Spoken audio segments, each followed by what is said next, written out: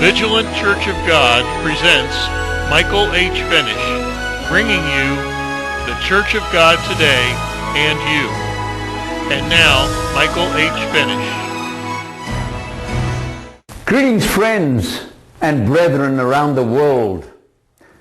Do you recognize this place? Do you recognize it? This was the campus of Ambassador College and the headquarters of the Worldwide Church of God in Pasadena, California. The greatest and the most dynamic religious work of the 20th century was completed from this campus. The church's principal publication, The Plain Truth magazine, was published in 7 languages. And at its height in the 1980s, The Plain Truth had a monthly circulation of over 8 million subscribers. It also published the Good News magazine, which was sent mainly to members and co-workers.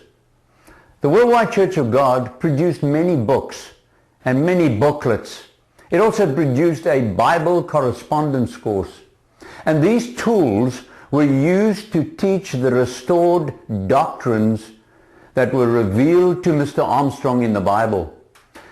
The true gospel of the coming kingdom of God and the message about the hope of salvation for all mankind was broadcast worldwide through the World Tomorrow television program from this campus. When the Pastor General of the church, Herbert W. Armstrong, died in 1986, the Church of God had over 150,000 members worldwide, thousands of co-workers, and millions of subscribers to its publications. It was truly a worldwide work. Within a couple of years after the death of Mr. Armstrong in 1986, a dramatic change came over the Worldwide Church of God. It soon began to disintegrate, and all the biblical truths that were restored were repudiated by its new leaders. And these doctrines were replaced with the spurious doctrines that the members had originally fled from. By the early 1990s, the church split into hundreds of different church groups, all of various sizes, all claiming to be a church of God. And what do we see today? Some of these groups are led by lay members, some by deacons, and some by local church elders. Certain groups vote their leader into office. And then there are those who are led by men who claim to be either a prophet or an apostle, or maybe even both those offices. There are all types of church governments in these churches of God, or a lack of church government. There are some leaders who make the bold claim that their church is the true church that Jesus Christ is building.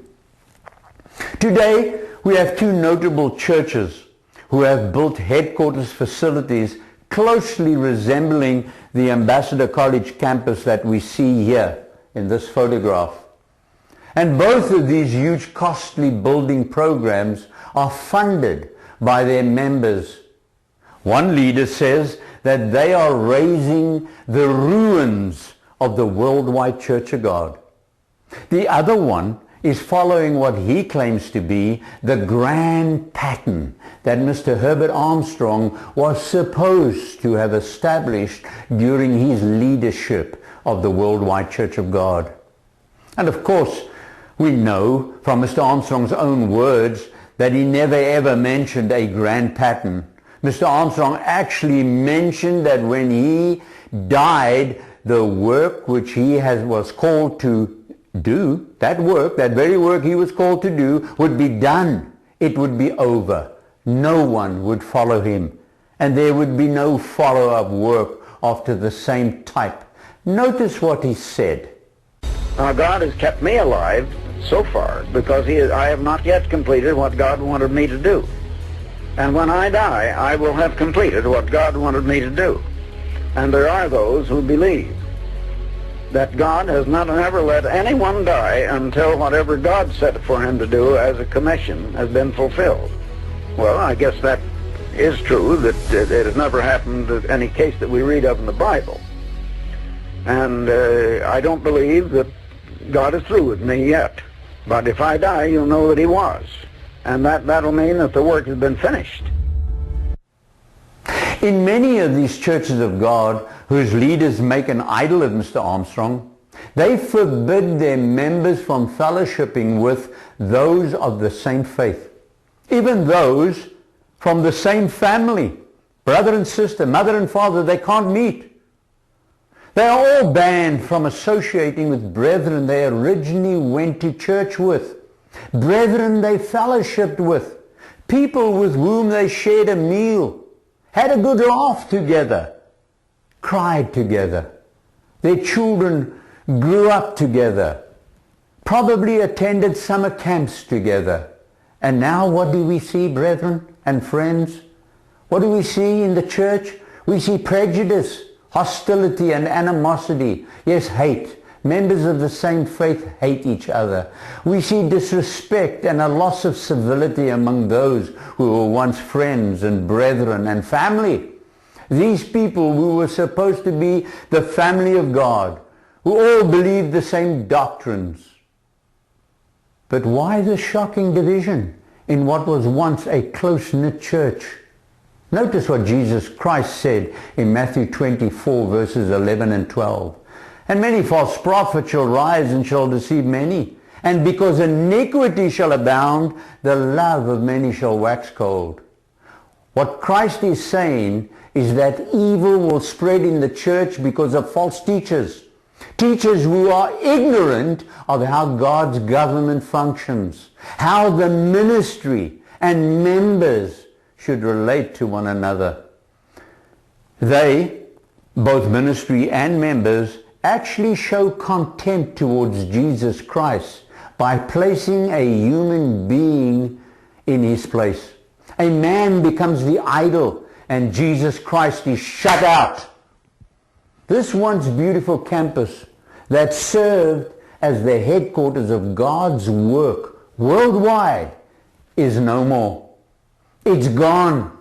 That auditorium, which was dedicated to the great God, was bought by a Pentecostal church for their Sunday worship. Many of the buildings were torn down to make way for modern condominiums. The work of God was knocked down, closed. The work of God, known as the Philadelphia era, stopped.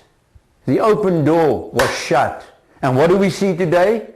We see Christ standing outside of each individual Christian's door, knocking. Notice Revelation 3:20. Behold, or listen, I stand at the door and knock. If any man will hear my voice and open the door, I will come into him and will sup with him and he with me. Remember how you once believed that my voice was being preached to you, Jesus Christ is saying? Remember how you once believed I, Jesus Christ, was the head of the church and under my direction was a governmental structure in the church? Remember that? That's what Jesus Christ was telling you, not me. But now, because of the false teachers, the door to Jesus Christ's knock is being kept closed. Therefore, without his guidance, they turn inwardly and become exclusive. I have my own voice. I can listen to whom I choose. It becomes my group and my church. Selfishness is the attitude, and then many stop loving each other. Jesus Christ, my dear friends and brethren, desires a personal relationship with you. And he said through the Apostle Paul, work out your own salvation with fear and with trembling. Jesus Christ says, come and eat my words. Jesus Christ is saying, come and tremble at my words. Notice what he said through the prophet Isaiah. Thus says the Eternal, the heaven is my throne and the earth is my footstool. Where is the house that you build unto me? And where is the place of my rest? Where is the open door to me? Jesus Christ is saying. But to this man, Jesus says, to this individual will I look. Will I respect, even to him that is poor and of a contrite spirit, and trembles at my word. Are you willing to tremble at Jesus Christ's words? Are you hooked on a man, or are you hooked on Jesus Christ? We are told by the Apostle Peter that for this time is come that judgment must begin at the house of God. And if it first begin at us, what shall be the end of them that obey not the gospel of God? Peter said, if the righteous scarcely be saved, where shall the ungodly and the sinner appear? We will continue with this subject in the next video. Go to vigilantcog.org and download the article, What Kind of Faith is Required for Salvation? That is vigilantcog.org. This is Michael Venish saying, until next time, goodbye, friends. For further information on our ministry, please visit our website at vigilantcog.org or contact us via email at mv@vigilantcog.org.